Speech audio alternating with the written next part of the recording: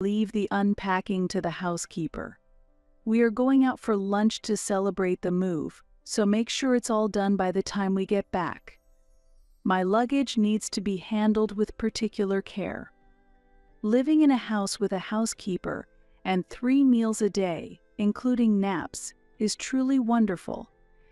The two of them left laughing happily, leaving me frozen in surprise. To them, it seems I was just a mere housekeeper after all.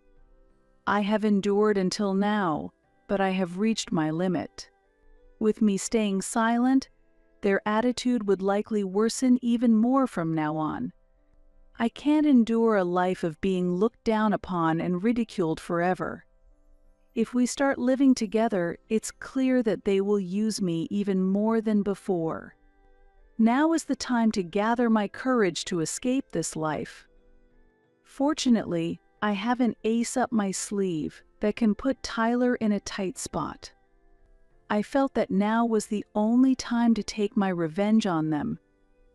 I'm sorry, there seems to have been a slight mistake.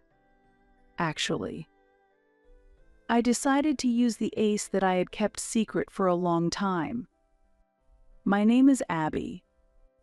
I live with my husband, Tyler. Both of us are working. I am employed at a major advertising agency, and Tyler works in sales at a small construction company.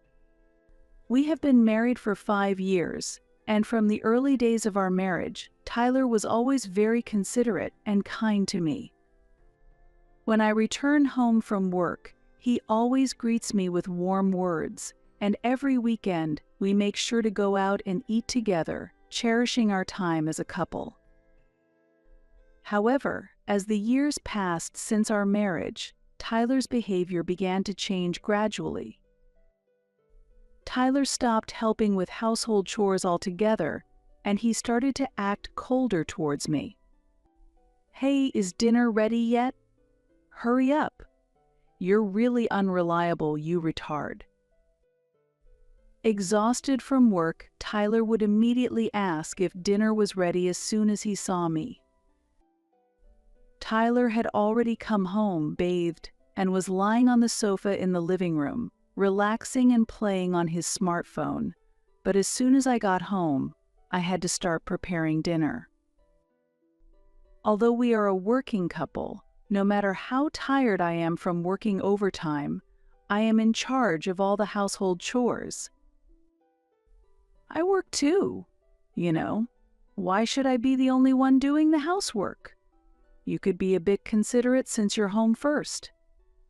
Housework is your job. Why should I have to do that? Tyler retorts with a grumpy expression. We always end up arguing like this, but no matter how much I ask, Tyler insists that housework is a woman's job. Even though we both work, he always ignores my suggestions that we should share the chores. Tyler might be tired from his job too, but I am just the same. A couple should help each other out where possible. Let's cooperate more. Shut up. Don't talk back to me. Don't get cocky just because you work a bit. You should just listen and do as I say. Don't say that. I am not your housekeeper. If you have a problem, why don't you go somewhere else? No man would want such a cheeky woman, understand? Now go and prepare dinner quickly. I'm hungry. Tyler declared and lay back down on the sofa, starting a game on his smartphone again. Sigh. Why is it always me?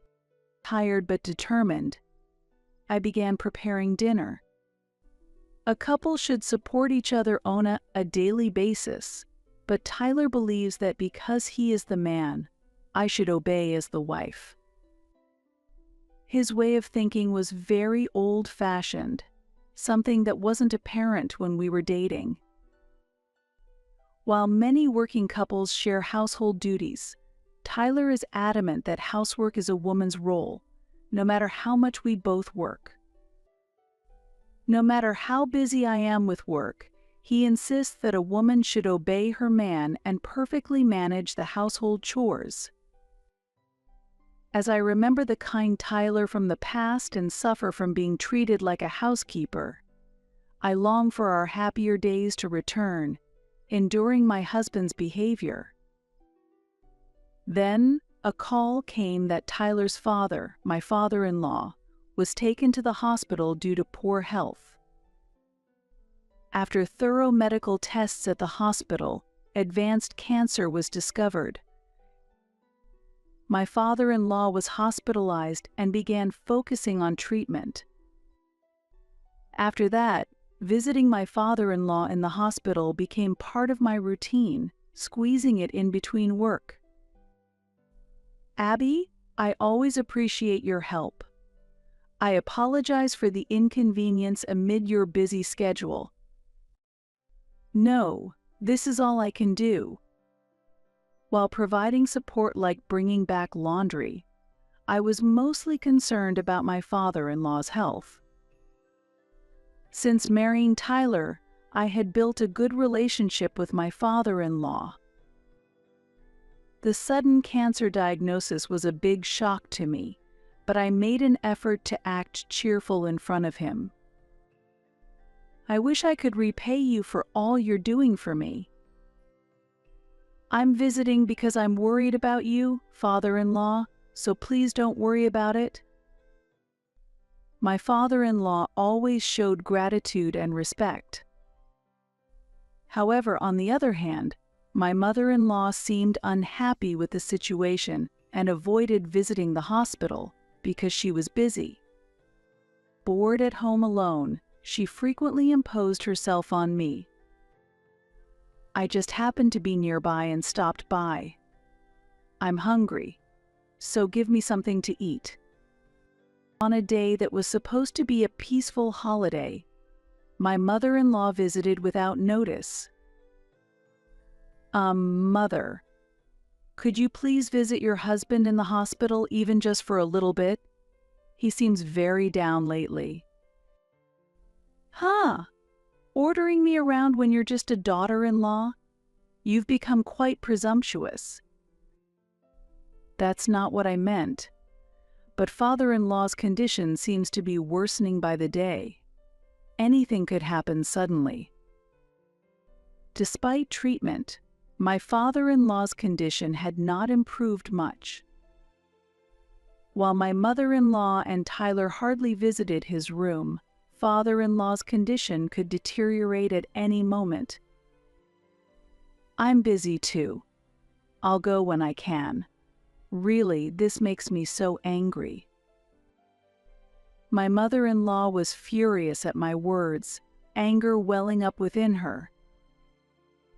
Though she said she would go, she likely would not visit the hospital. My mother-in-law is very lazy and often leaves troublesome matters to others. It's normal to worry when you find out that your longtime spouse is sick, but even while father-in-law was receiving treatment at the hospital, my mother-in-law did not stop her self-centered behavior. She gives strict instructions to others and uses me as a runner, so honestly, I really struggle with her. But as Tyler's mother, I can't just ignore her, and I end up having to comply with her demands. My mother-in-law loves shopping, is extravagant in spending, and has an appearance too flashy for her age. Also, she is very bad at tidying up, and each time I visit the in-laws' home, I see things scattered everywhere. This situation has not changed since the past, and although father-in-law tried to tidy up with her, her disdain for housework remained unimproved, and he eventually had to give up. Perhaps Tyler's insistence that housework is women's work comes from growing up seeing his mother behave like this. Since father-in-law was hospitalized, I have been treated like a housekeeper, not only by my husband but also by my frequently visiting mother-in-law. In addition to my daily work and housework, I need to meet my mother-in-law's unreasonable demands, and I have gradually become exhausted. Seeing my state, Tyler did not offer any help. I'm tired from work, he excuses, trying to escape the hassle. But I am also working. Why must I bear all the burdens alone? As my anger built up, my mother-in-law added insult to injury by saying, "Respect our son more. It's because you neglect housework for your job that Tyler ends up having to take it on. Be aware of your position without slacking off." My mother-in-law is self-centered, adores her only son excessively, and has given me unnecessary advice to prioritize my husband. Just like Mother said, "Let's take this opportunity to properly discipline you. I'm always troubled by your constant objections." Instead of defending me when I was being scolded, Tyler further encouraged my mother-in-law with his remarks. Afterwards, my mother-in-law, seemingly pleased, increased her nagging and sarcasm, pushing me to a mental breaking point. And then, an event that added more difficulty to such harsh days occurred. I'm going on a trip overseas for a while. There's a fashion show of a brand I like. I'll be away for some time. One day, troubled by my mother-in-law's daily visits, she suddenly announced her trip, and a moment of quiet followed. She said she would return a week later, so I thought I could calm my mind during that time. However, one night, when returning from work, I witnessed an unbelievable sight of Tyler. Tyler was sprawled carelessly on the living room sofa, snoring loudly. Approaching, I could smell the strong scent of alcohol around him. Apparently, he had been drinking something on his way home from work. Enjoying such an easy life all by himself? I wonder. While feeling at the limit of my patience, I started cleaning up the suits and bags Tyler had scattered around the living room. Suddenly, I noticed something unusual. "What is this?" As I picked up a crumpled shirt to wash it, a strong scent of perfume wafted up. It was definitely women's perfume, and obviously not the kind I use. The sweet, heavy scent made me feel sick. Not only did the shirt smell, but it also had lipstick marks on it, confirming Tyler had been with another woman. Even if I confronted Tyler, he, with his condescending attitude, would not readily admit to his infidelity. Instead, he would likely get angry and say, "A wife suspecting her husband is unforgivable." My love for him, who took my dedication to the family for granted, had already faded, but today's event made it definitive. I've worked hard for the family all this time. I can't take it anymore. Tears overflowing, I left the living room to wipe them away in the bathroom. The face that reflected back at me from the mirror seemed much older compared to before. Perhaps due to stress, I had lost 10 pounds. The dark circles under my eyes and the hair mixed with white strands made me look much older than my actual age. If I stay silent, I'll just continue to be used as a convenient housekeeper. Dealing with Tyler and his strict mother is very difficult, but I can't endure a life of being used without saying anything. At that moment, I made up my mind. I decided to keep a vow of revenge against Tyler and his mother in my heart.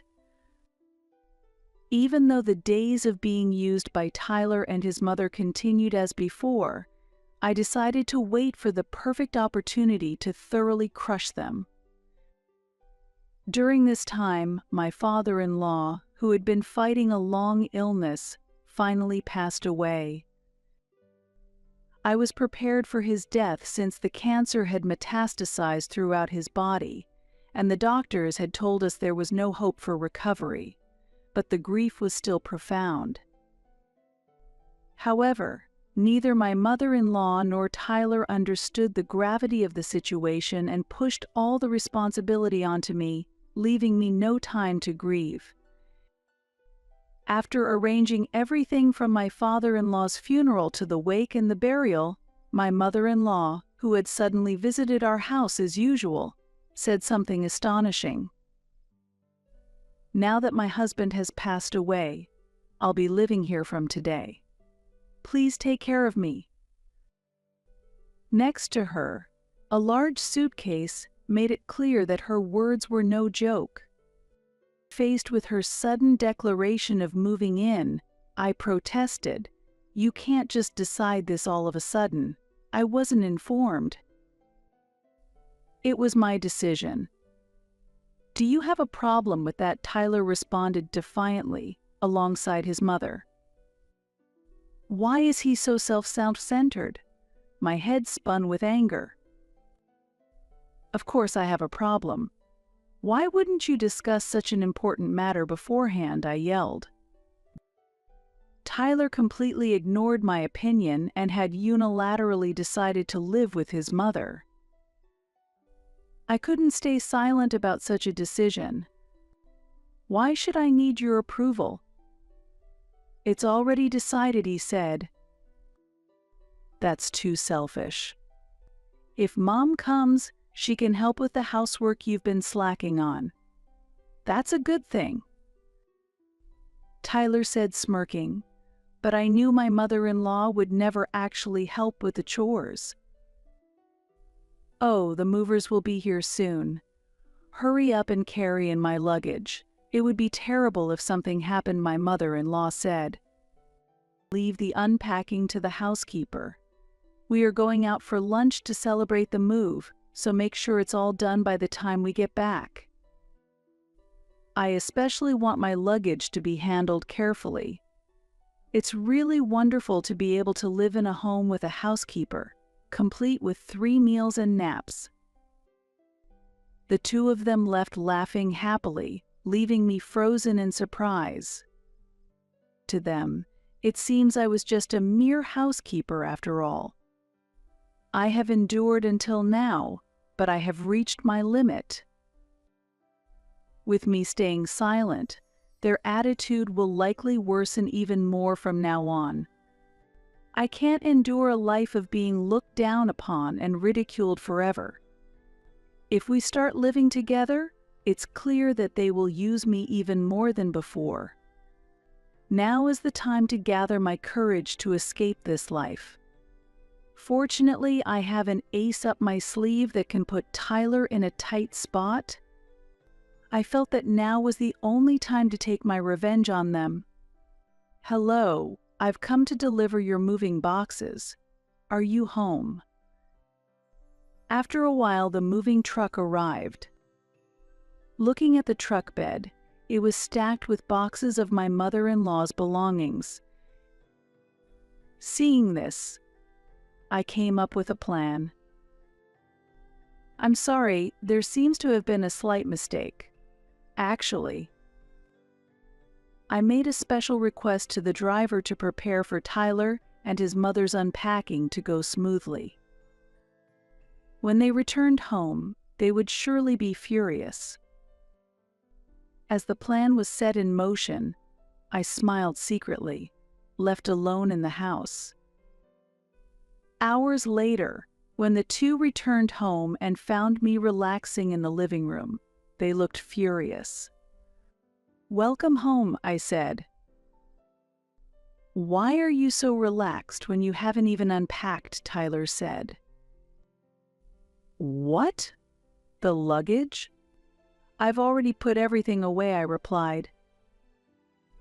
"Don't lie. There's no way you could have finished unpacking so much stuff so quickly," Tyler yelled. "Wait, I can't find the luggage in the house. What's going on? Where is my stuff?" my mother-in-law screamed in surprise. That's what I said. I've put away all the luggage. At your lover's house, I calmly responded. What are you talking about? Tyler exclaimed in shock. There's no need to play dumb. I hired a detective to investigate you. You're cheating, aren't you? I declared. I had secretly hired a detective to monitor Tyler, suspecting his infidelity. According to the investigation, it was clear that Tyler was unfaithful. On nights he claimed to be busy at work, and doing overtime he was actually meeting his lover. I don't understand what you're saying. Don't change the subject. Tell me where my mother's luggage is. Tyler pressed on. That's why I said, it's at your lover's house. The moving company got it wrong and delivered here, so I told them to take it to the correct address. I calmly answered. The information gathered by the detective included everything about his lover. I had all her details: the age of the woman, information about the family she lived with, and even her address. Thus, I deliberately had my mother-in-law's belongings sent to this woman's house. Why would you do something like that? Tyler faltered, his face turning pale. Just confronting you about the affair seemed too bland. Have you forgotten how little you've regarded me? Moreover, my revenge doesn't end with just the luggage. I continued. What else is there? Tyler asked nervously as I presented him with a photograph. It was a photo provided by the detective, capturing Tyler walking arm in arm with an unfamiliar woman, clear evidence of his infidelity. How about this? This is clear evidence of your affair. With this, I can demand compensation from both you and that woman, I stated firmly. Taking pictures like that is sneaky, Tyler retorted. Who's the sneaky one? Leaving everything to me while you cheat behind my back. There's no greater betrayal, I told him. That's ridiculous. What are you so upset about? You feel unattractive as a woman, so you're caught up in such delusions. The affair is completely unfounded. You're free to deny it. But what about the reaction from your workplace? What? You told my workplace? Why would you do that? The photographs capturing the affair had been obtained by the detective and sent to Tyler's workplace as well. Yes, I did. Because your workplace isn't unrelated to this matter. Did you know your lover is the boss's wife? I added a note that infidelity is rampant in your company, wondering what you've been up to with the boss's wife. If it gets out, your position is done for, I pointed out. Faced with the undeniable evidence, Tyler was at a loss for words. It's your fault. You don't understand your role as a wife. It's only natural that Tyler would have an affair. My mother-in-law shouted, defending him. If that's your logic, why don't you say the same thing at your lover's house? His boss would be quite interested to hear it. He'll probably be furious, though. As I said this, my mother-in-law fell silent and looked down. What have you done? My life is over. That's your own fault, isn't it? Messing with the boss's wife. If it gets out, you won't get off easily. After hearing that, Tyler's face rapidly turned pale. This is no joke. Return my precious luggage immediately. It contains many valuable branded items. Similarly, his mother turned red with anger upon learning that her belongings were in the hands of a stranger. She yelled at me to go and retrieve the luggage from the lover's house immediately, but I had no intention of doing so. No, thank you. If it's so important, you shouldn't rely on Slow Me but go and fetch it yourself. Why don't you say you're Tyler's mother and visit her? How could this happen? His mother fell silent. Overwhelmed by the shock, she collapsed right there. Usually so aggressive and assertive, she was this fragile when faced with criticism. Eventually, she started to cry. Just then, Tyler's phone suddenly rang. His boss's name appeared on the screen, and Tyler hesitated but answered the call. "I suppose you understand why you are receiving this call from me. This is unforgivable. You are fired immediately." The boss's voice came through. "This can't be. Sir, this is all a misunderstanding. Please listen to me," Tyler pleaded desperately. Tyler tried desperately to justify himself to his boss, but it seemed that the termination was confirmed, and the call soon ended. Shocked by the loss of his job, Tyler momentarily lost his words, then began furiously blaming me. "I will never forgive you. We're getting a divorce. Get out of this house immediately. No, you are the ones who will leave." "What are you talking about? This is Tyler's house, isn't it?" "What are you talking about? I am the one paying for this house's mortgage." "That can't be. Are you lying? Why would you be paying the mortgage?" Unaware that the apartment was not in her son's name, his mother was astonished to learn this fact.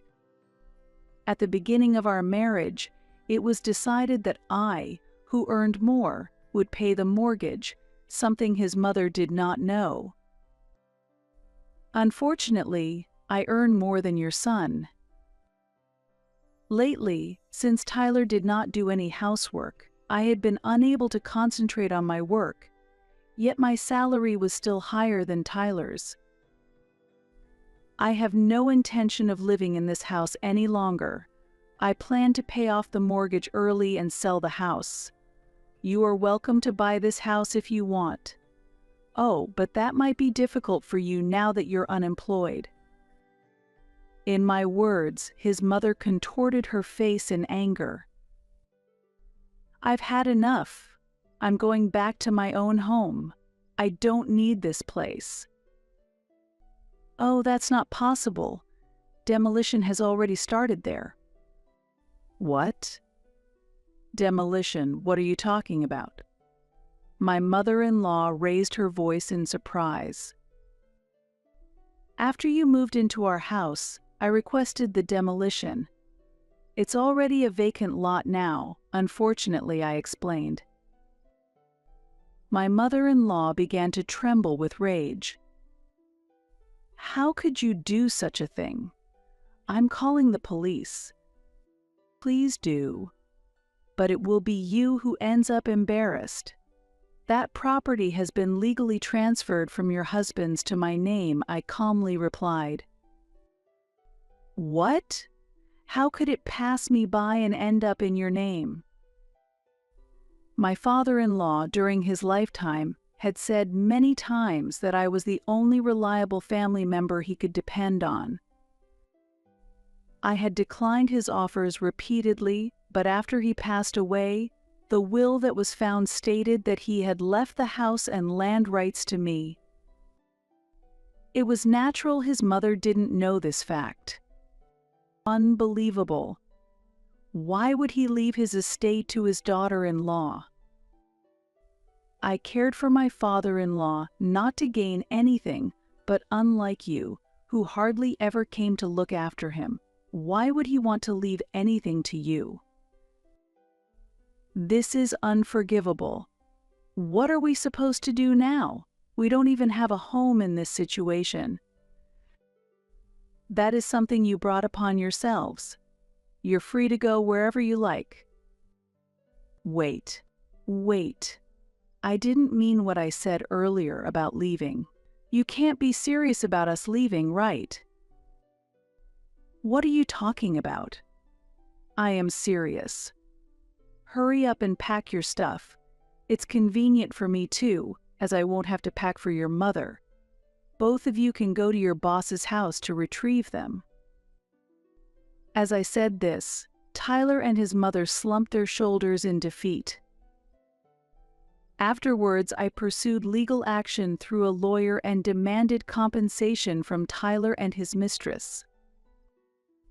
Due to the existence of infidelity photos, the lover was divorced by her spouse. Then, I presented Tyler with divorce papers and demanded that he sign them. However, Tyler begged for forgiveness while crying, asking for another chance. "I'm truly sorry.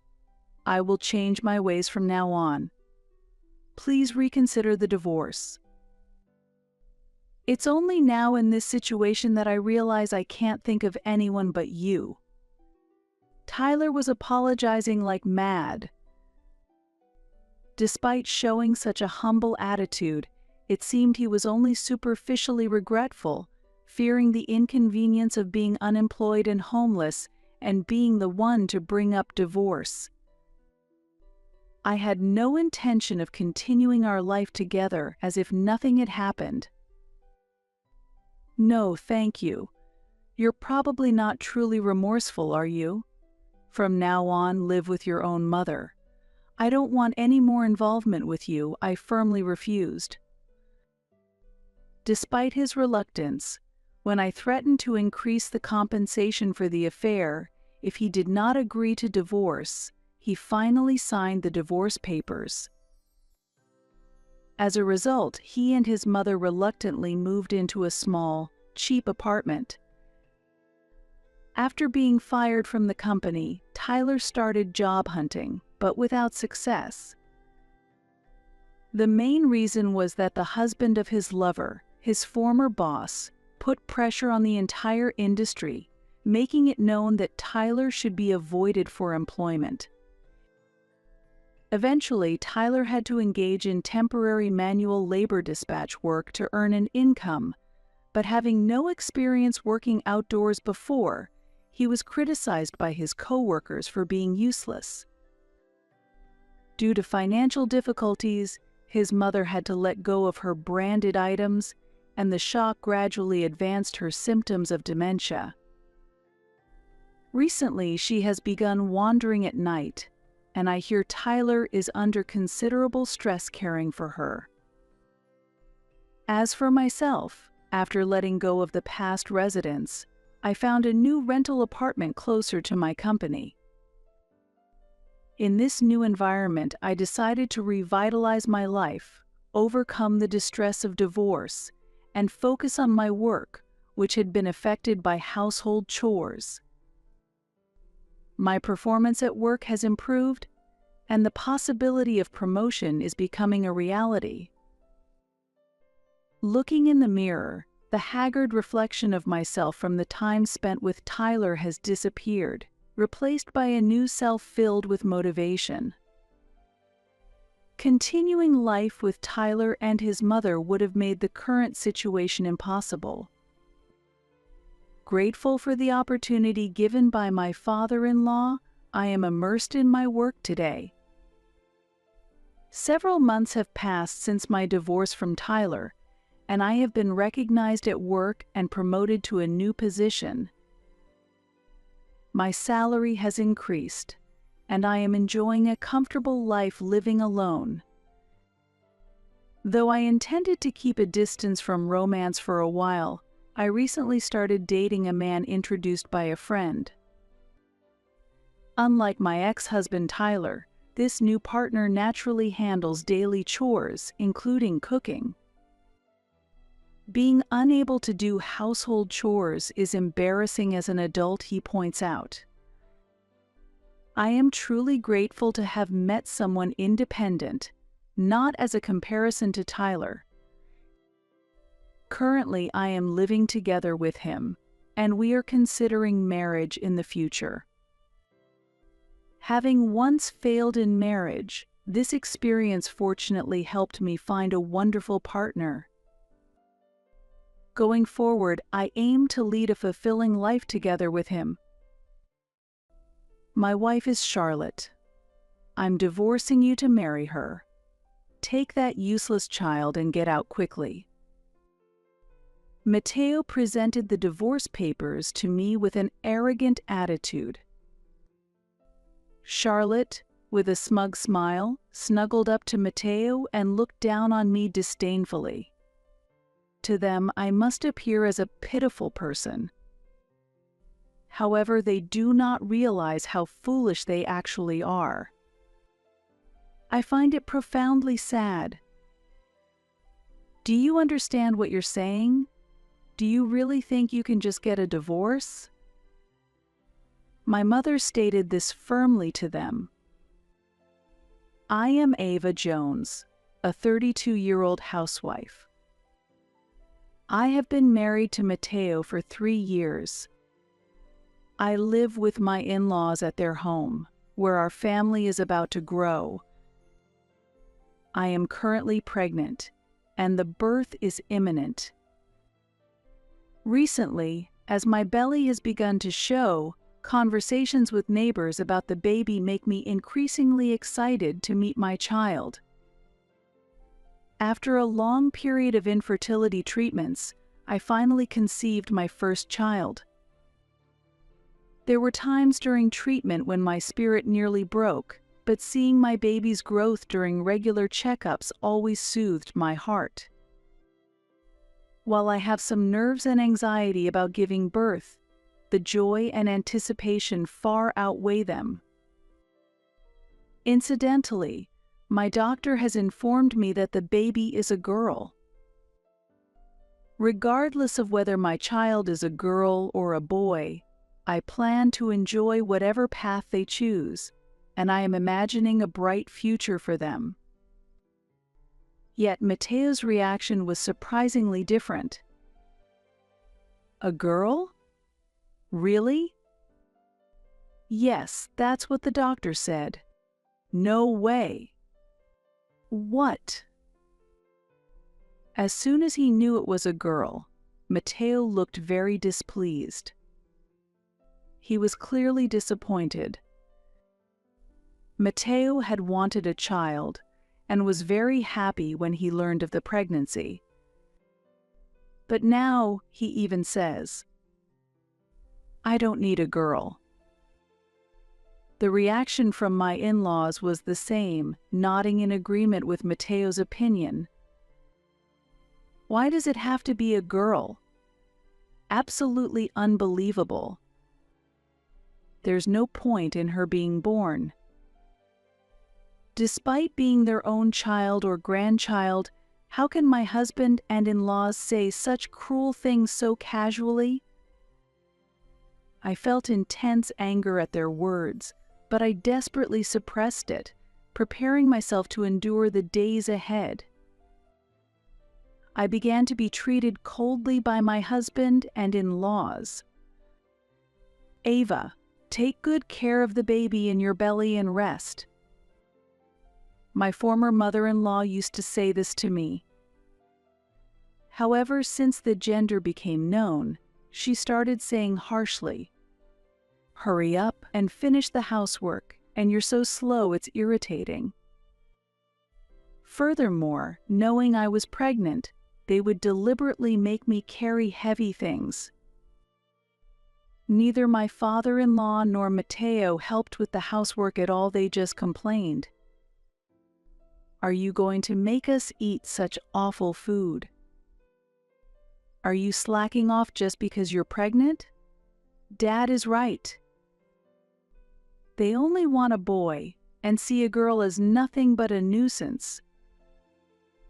Even so, I shouldn't have to endure such terrible treatment.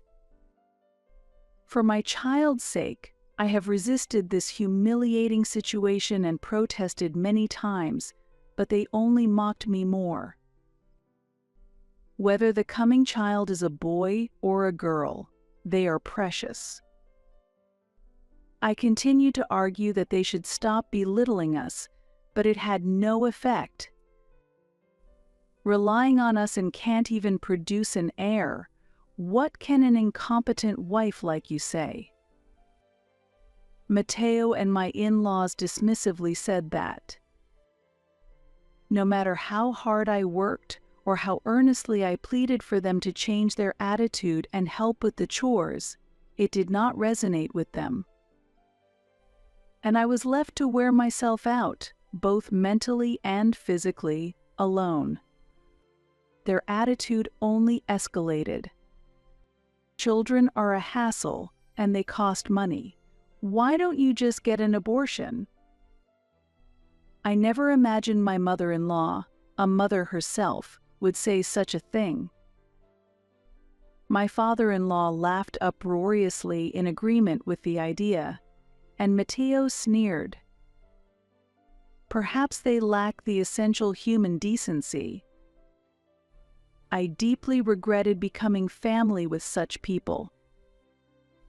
After that, I minimized my interactions with them, avoiding them except during meals. I stayed in my room most of the time, and when possible, I would take long walks to pass the time. I didn't want to be with them at all.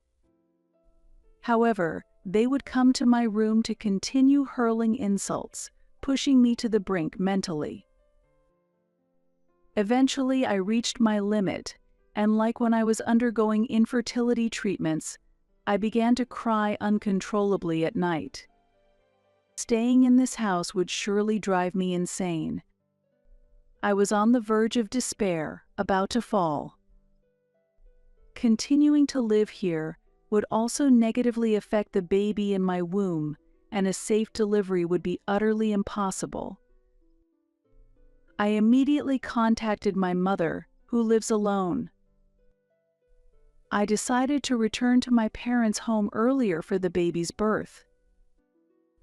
"Hello, Mom, I need to talk to you. Is it okay if I come home earlier than planned?"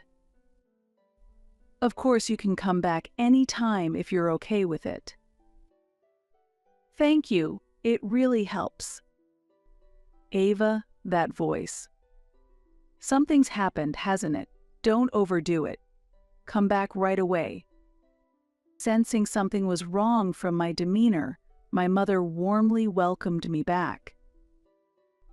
My mother is truly amazing. I want to be able to protect my child like she does. As I thought that way, I gently put my hand on my stomach.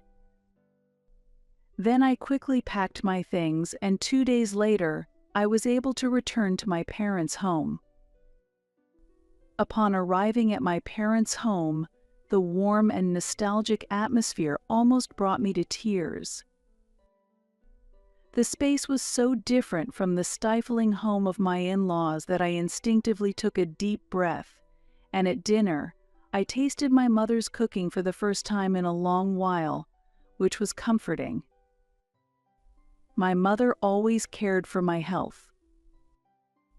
In my in-laws' home, despite there being 4 people, I always felt alone, and being back here made me realize how comforting and warming it is to have someone who understands and supports me. Although I was finally having some peaceful time, my feelings of unease hadn't completely cleared. In fact, my distrust towards Mateo and his parents only grew. Since returning home, not only had Mateo not come to visit, but there had also been no contact at all. I didn't mind not hearing from my in-laws because dealing with them was painful, but what was Mateo thinking as the father of my child?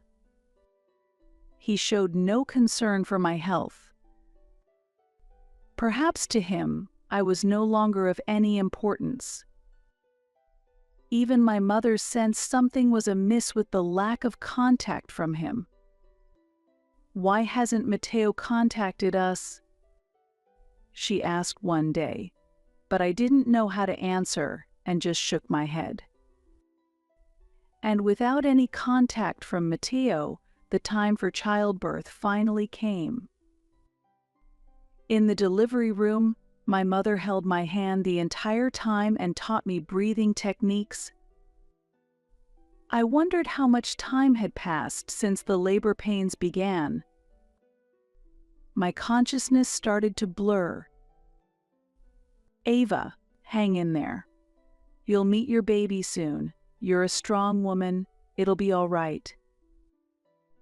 Thanks to my mother, I managed to keep breathing even in the toughest moments. Ava, congratulations. You did great. She's a beautiful baby. With tears flowing, my mother celebrated the birth of the baby. Happiness seemed to radiate from my newborn, and I couldn't stop my tears either. Although my heart was filled with joy, a bit of sadness lingered due to Matteo's absence.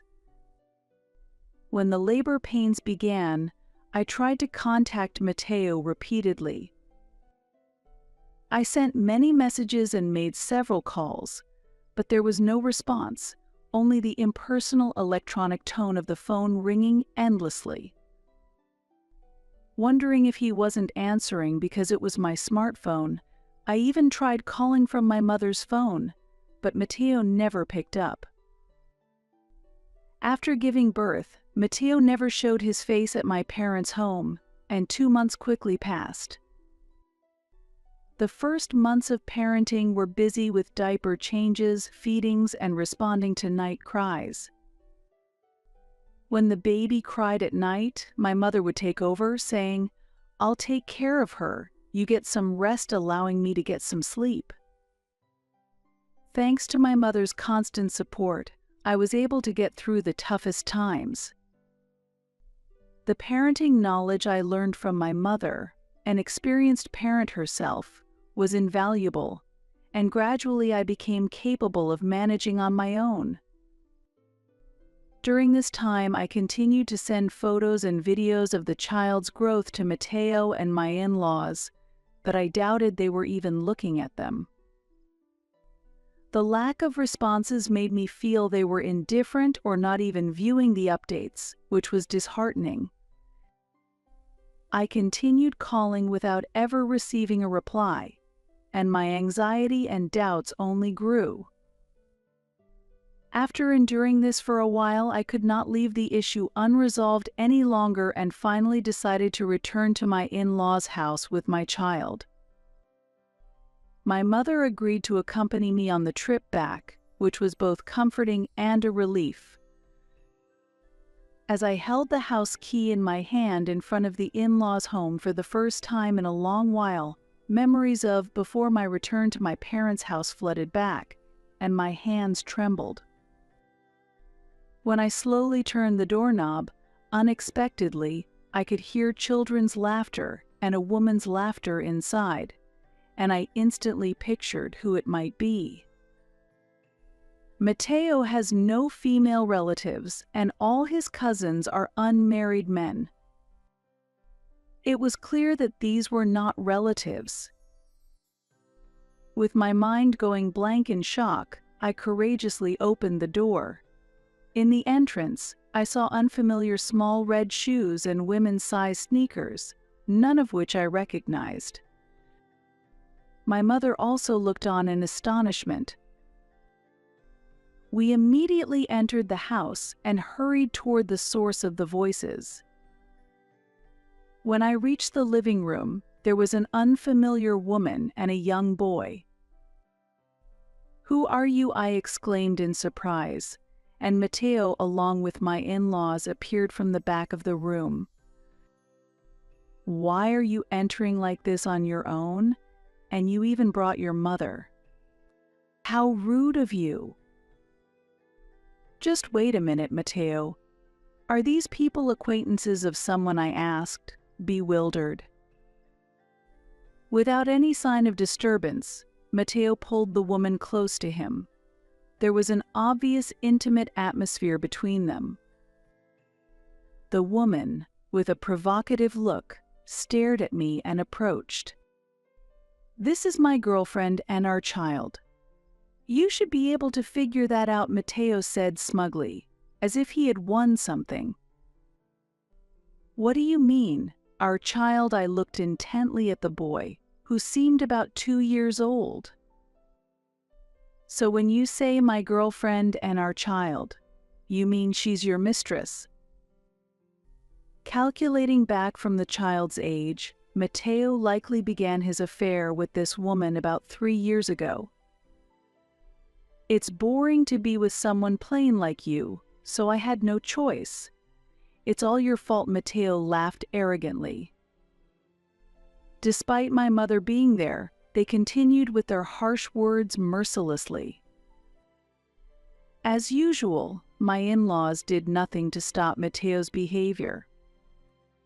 Had they known about this all along? No, they must have known from the beginning, and all of them mocked me together. Why must I, who has done nothing wrong, continue to be insulted like this? Sorry for stealing Matteo from you, the mistress sneered. Her name was Charlotte, and she was 26 years old. Charlotte worked as a bottle girl, and it all started when she met Matteo, who came in as a customer. Matteo often claimed he was working late, but in reality, he was meeting with Charlotte, and eventually, they began their secret rendezvous. As a result of these meetings, Charlotte became pregnant, a fact they hid for a while. However, once it was confirmed that the baby was a boy, Matteo proudly informed his parents. My son has done well. This is fantastic, exclaimed my mother-in-law in joy. An affair is not a problem. What matters is that he has produced an heir. My father-in-law stated without any sense of guilt. A young mistress who can give birth to a boy is obviously more valuable than an incompetent wife who can only give birth to girls. He shockingly declared, and I glared at him in response. By the way, that was right after we got married, wasn't it? Were you cheating on me from that time, I asked? That's right. You're 32, right?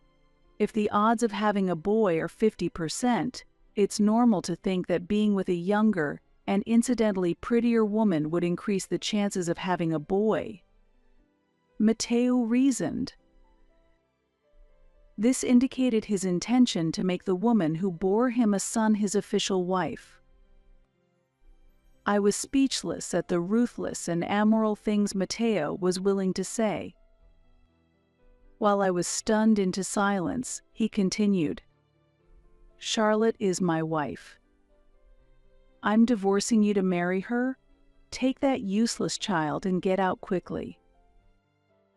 Matteo thrust the divorce papers in front of me with a haughty attitude. Charlotte snuggled up to him with a smug smile, looking down on me disdainfully. To them, I must look pitiful. However, they are unaware of how foolish they actually are. I find that profoundly sad. Do you understand what you're saying? Do you really think you can just get a divorce? My mother said firmly to them.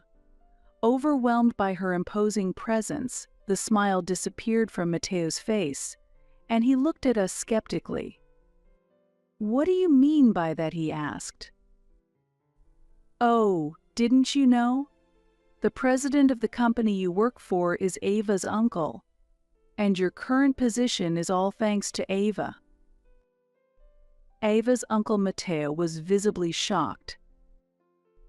Indeed, the company Matteo worked for was managed by my uncle, my mother's brother.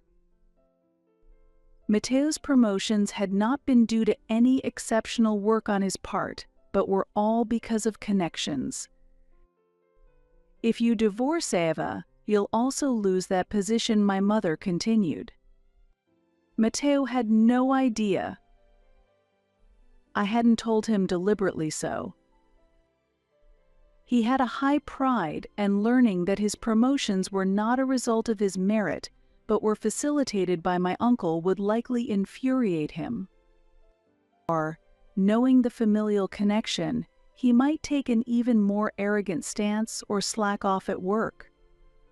Either outcome would not have been favorable. Matteo and his parents were rendered speechless by this revelation. They were stunned to learn that the family of the daughter-in-law they had been looking down upon was actually the president of the company that supported their lifestyle. Ignoring their shocked expressions, my mother calmly continued, "By the way, you're no longer welcome at our company." "What? Why?" Matteo stuttered in confusion. "Well, you've been embezzling company funds, haven't you? That's already been discovered by the management." I was truly shocked when I learned this from my mother during my visit home. If this became public, police involvement was inevitable. "Even if you try to divorce and run away, we'll just report you to the police. What will you do now?" My mother's tone was calm, but Matteo's complexion turned pale instantly. Seemingly overwhelmed and unable to form words, Matteo gaped, shaking slightly. We waited for him to speak. If I don't divorce, can I be forgiven for the embezzlement?"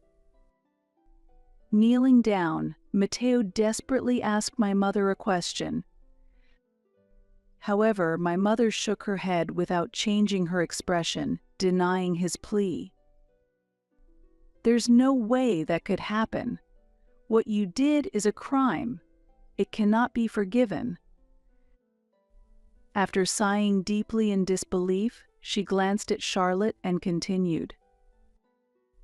"You said you were going to divorce Ava and marry this woman, didn't you? As a man, it looks bad if you don't follow through on your decisions. Oh, and if you do divorce my daughter, you'll have to pay child support, property division, and repay all the embezzled money." Hearing this, Matteo collapsed to the floor as if all strength had left him. He then looked up at my mother and apologized as much as he could. "I am truly sorry. I can no longer live in society as I am. Please, please forgive me." It was pathetic. Seeing him like this, I realized that any affection I had for him had completely cooled. Perhaps my feelings for Matteo had been gradually eroded since I became pregnant. And now, at the moment his dignity was lost, my fear of him and my in-laws was also swept away. I no longer feared their words. As I looked down at him crouched on the floor, crying and sniffling in a disgraceful state, I continued after my mother's words. "From now on, you just need to make proper payments to me and the child. Adding what you owe to the company, it will be a significant amount, so even if you divorce me, you won't be able to waste money frivolously." Matteo was known for his extravagant spending, with unused expensive ties and shoes cluttering our home. He also purchased costly golf clubs under the pretense that they might be used for entertaining clients, though they never were. In response to my words, Matteo weakly nodded, while Charlotte made a displeased face, her lips pursed in dissatisfaction. Ignoring them, I turned my attention to my in-laws. I had something to say to them too. At that moment, my mother-in-law suddenly screamed, "It's all your fault. Because of you. We've ended up living like this." Matteo's mother yelled at me, her eyes bloodshot with anger, as soon as she saw me. However, what had happened was the result of their own choices, not my responsibility. This was a line I had heard before, but now it had no effect on me. However, my mother-in-law was furiously escalating her voice, and I found her behavior somewhat pitiful, swallowing the words I was about to say. Mateo then repeatedly apologized to my mother and promised to repay the embezzled money, so he was not reported to the police. However, he was fired from the company as a result of his actions. A year passed quickly, and currently, my child and I are living happily. The persistent criticism from Mateo and my in-laws had ceased, and I am mentally stable. Looking back, I can see just how abnormal life was before the divorce. Over time, memories of them gradually faded into the distance. Yet one day, unexpectedly, Mateo and his parents appeared before us, as if to make sure they were not forgotten. But they were no longer the people they once were. They looked miserable. They used to dress flamboyantly and appeared youthful, but now they wore cheap, pilled sweatsuits and jerseys. It seemed they hadn't been able to go to the hair salon. Their hair roots showed their natural color and were unkempt. It was clear they were struggling financially. According to what they said, my in-laws had squandered money recklessly despite their dire situation, and their wasteful habits hadn't changed. They had used up not only their own pensions but also Mateo's living expenses, buying luxury items on credit. Ultimately, they had to sell off their expensive possessions to keep up with payments. This situation was their own making, and I had no part in their downfall. Even after being fired, Mateo still clung to his previous industry, currently working part-time while job hunting. However, his reputation in the industry had spread negatively, and naturally, the circumstances of his departure from his previous job were well known among companies, making it difficult for him to return to his former industry or secure a full-time position. He's been forced to make ends meet through part-time jobs, but it seems all the money he earns disappears with repayments, property division, and child support. He reportedly survives by buying discounted bentos late at night at supermarkets, but even knowing this situation, I couldn't find it in myself to sympathize with them. While Mateo and his parents spoke, I could only quietly listen. During this time, I noticed Charlotte's child looking around the room, being led by my mother-in-law, and realized Charlotte was not present. As I pondered whether they had not married, Mateo, noticing my gaze, said with a defeated shrug, "Charlotte left. She abandoned me once I lost my job and money." I remembered Charlotte's ambiguous expression when I had once advised Mateo to curb his extravagant spending. She was only interested in my money. I was deceived by her. Mateo exclaimed. To my surprise, he revealed a shocking fact. He had thought the child was his with Charlotte. But after the child grew and resembled him not at all, he did a DNA test, which confirmed the child was not his. After I found out, she disappeared on her own. Mateo explained. As they spoke, holding the boy, seemingly seeking sympathy, a man appeared in the living room. He was holding a small boy who looked at me and smiled joyfully, his smile seeming to brighten everyone around him. Seeing his radiant smile filled me with affection. "Ava, who is this man?" Mateo's voice trembled with surprise. His reaction mirrored my own when Charlotte had first appeared at my in-laws' home. "He's grown, hasn't he? This is my son."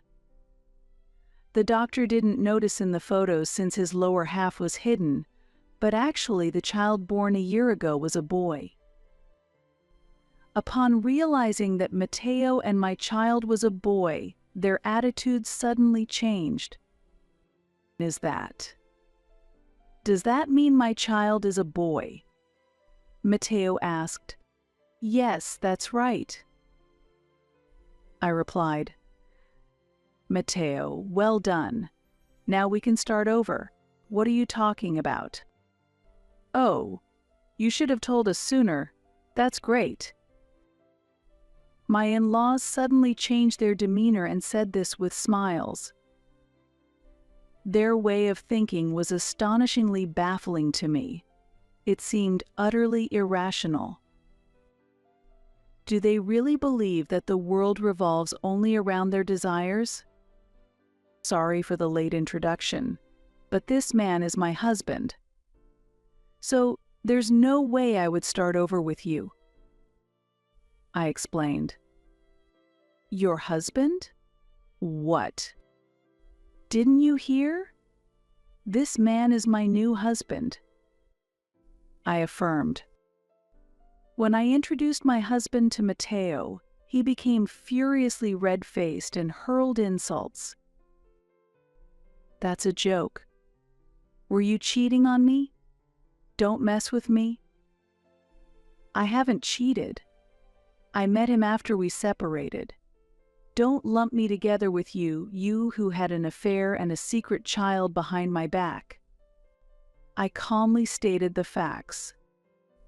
Enraged, Matteo staggered towards our son, attempting to forcefully take him from my husband. Stop it. What are you doing? This child's real father is me. Let go of him, you bastard. At this, our son began to cry out of fear, clinging to my husband and rejecting Matteo. Seeing this, Matteo came to his senses and lowered his hands. I glared at him sharply and said coldly, "Given that you've tried to harm the child, we can never meet again. You're truly despicable." But I didn't intend to harm him. The very fact that you came here uninvited is frightening. If you come near our family again, I will call the police. I warned them. Perhaps frightened by my words, Matteo and his parents hurriedly left our home. At that moment, I thought we would never have to deal with them again, but I was naive. Unable to give up on my son, they continued to contact us several times through messages and calls. I then hinted at getting a restraining order and firmly warned them. This is your last warning. I will not hesitate to call the police if it continues, which finally stopped their attempts to reach out. I was concerned about Charlotte's child, but it seemed that Matteo and his parents had largely neglected their duties, and following a neighbor's report to Child Services, the police got involved. Eventually, Charlotte's parents took custody of the child and were raising him with love, which relieved me when I heard about it from the police. Meanwhile, Matteo and his parents had garnered a bad reputation in the neighborhood and could no longer work there, prompting them to move far away. This finally freed me completely from my in-laws. I am currently expecting a second child with my current husband, and soon our family will grow. A lively and bright life awaits us. Imagining a radiant and happy future, my mother, my family, and I are preparing to welcome this new life. Right now, I am enveloped in as much happiness as possible, and I am deeply grateful to my family, who has always supported me. I have vowed to be a kind and strong woman like my mother, to protect what is important,